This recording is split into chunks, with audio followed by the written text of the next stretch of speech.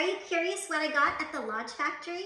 The Lodge Factory has been on my list of things to see, and on a road trip in Tennessee, Chattanooga is where it's located, I had to stop at the factory, and I thought I would share with you what I got. So the first thing that I got is this cute little frog, and he's for a hide key, so now you know where to find my hidden key at my house.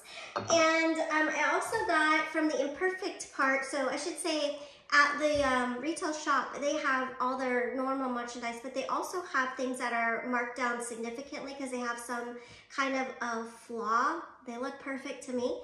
But I got these cute little individual skillets. I thought they'd be perfect for crumbles, and they were $4 a piece. And then I got a really cool grill pan, same section, and that was $22. And then I did a splurge. And so this was expensive. This was $210, but it's so beautiful. It comes in blue and red and this beautiful white color.